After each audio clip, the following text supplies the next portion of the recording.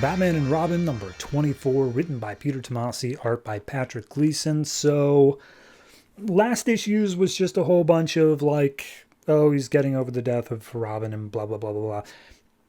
But there was this whole thing at the end of some of the issues where Two-Face was showing up and doing things.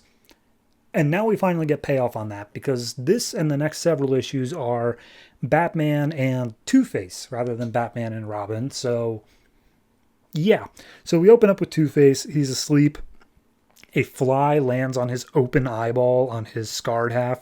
He shoos it away and then he flips his coin, comes up on the clean side of heads. And so he pulls out a revolver, sticks it, like halfway fills it up with bullets, sticks it to his forehead, pulls the trigger, says better luck next time. So already gruesome intro. But then we get a page of Batman basically beating up a whole bunch of goons saying, oh, where is it? When is it? And, looking for basically a deal that's going to go down. And we see soon afterwards that it is regarding a woman named Miss McKillen. And Miss McKillen is a head of like an Irish mafia, Irish mob thing that operates out of Gotham. She lives overseas in Ireland and directs all of the traffic that is back in Gotham because she was actually the one who scarred Two-Face in the New 52 universe. She is the person who made it happen. So Batman is looking for what's going down, when's the meet, how's it going to happen? And we see McKillen is stepping off of a plane and being informed by her second in command, like what's going on. It is a meeting of a bunch of the mafia heads. They have something that they need to say regarding the future of Gotham. And McKillen's like, look, I'm going to this thing. I'm going to be like half an hour tops, and then I'm back on the plane. I'm not letting Batman or Two-Face get a hold of me. So we cut back over to Wayne Manor, and Alfred is digging up the graves, I believe, of Talia and Damian, if I'm correct, because obviously both of them are dead. And I think that we saw in a previous issue that the grave of Damian was actually dug up somehow, but also apparently Talia's is now. I don't know. Regardless, Batman says, leave it open. I want a reminder that somebody took him out. And I think we all know who, based off of the two people that were taken. It's Roz. Whatever Roz is up to, he's going to have my undivided attention. So we cut to the meeting of the mafias. And it's basically the thing from Batman Year One. They're saying like, hey, there's a bunch of costumed crazies out there running the city. Screw them. We run this town. And we're going to continue to run this town. So, yeah, collectively, all of us are going to work together, all these different crime families, to take down all the costume crazies.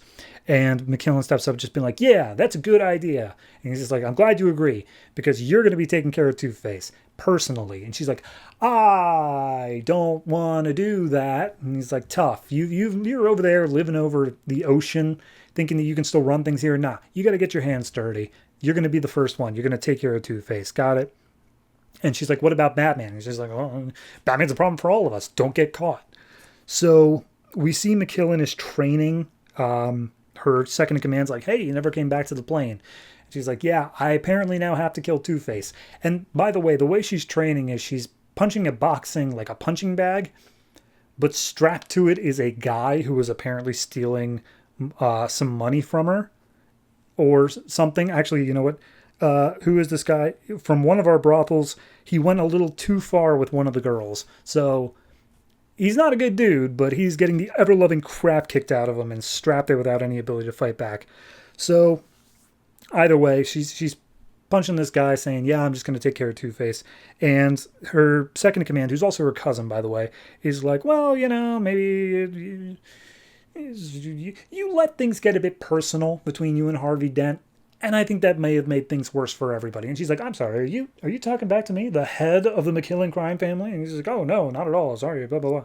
So at that point, windows start crashing in, tear gas, all that stuff. The cops have figured out where McKillen is. And so she takes an exit strategy, which is going down into an underground hatch as the police arrive. She hops onto a motorcycle and just ramps it out of the building into the Gotham River, where she is able to get away without being noticed. And there's a news chopper flying around reporting all this. And we see not only Batman noticing the news, but Two-Face, who's currently doing a robbery at a bank, he sees it on TV. And the news says, like, oh, it's McKillen. She's back. And Two-Face is like, oh, well, that's something. And we get the flashback as to how it happened. Now, it didn't happen in the courtroom. The way it happened here is that Two-Face was knocked out. He comes to, and he sees McKillen there. And she's wearing his wife's clothes. His wife was Gilda Dent. And Gilda is stabbed through the heart next to him, just already dead. And McKillen basically says, hey, Harvey, you could have just had a cushy job as the DA, but instead you decided to push too hard, and now the McKillen family is going to get you back for that. So I'm gonna basically kill you here and now with your dead wife next to you. And if you apologize to me, then I'll make it quick. And he basically says, screw you, you're a piece of scum. And so she pours some kerosene on his face, lights it on, or sorry, not kerosene, acid, pours some acid on his face. It starts burning away. And then as it's doing so, she walks out of the room, leaving him strapped down at the table. He manages to kick his shoes off, break a case that held a bunch of coins in it, uses one of the pieces of glass to cut his way out of the rope, and then sits up with the acid still burning his face, screaming his wife's name. He sees his wife dead on the floor, cradles her, sees a coin that has been blood-stained next to him, and that's how Two-Face came to be. That's New 52 Two-Face. So, at this point, Gilda manages to make her way out to sea. She says that she's evaded the police. She tells her cousin where she needs to meet up, but before she can, the bat plane comes out of nowhere and starts chasing her down. So it's a fight between Batman and McKillen, and the news chopper is recording all of it, and she puts up a decent fight as best as she can for just a totally normal person, but Batman manages to get her all strung up, and she just spits on Batman's face, and Batman says, well, welcome to Gotham, Miss McKillen. So, yeah, I'm sure next issue Two-Face will come in and say, hey, Batman, I think you've got something that belongs to me. So, it's interesting. I gotta say, I don't think that this origin story for Two-Face works as well for me. I think that it's just a bit too much. Like, I think he should have had the coin beforehand. I mean, his wife hasn't been like a thing for a while. The fact they're bringing her back into this, it just seems to be a bit much. I don't know. It's too much happening all within like a 5-second span of his life. I think there should have been more things that were hinted at beforehand. So, yeah, overall, not a bad issue.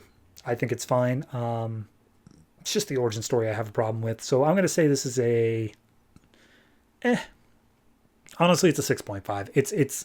It's missing out on that little extra oomph to make it like really good for me. It's just kind of an average issue overall, but for art wise and for promise that it's setting up, I think that it deserves a solid 6.5.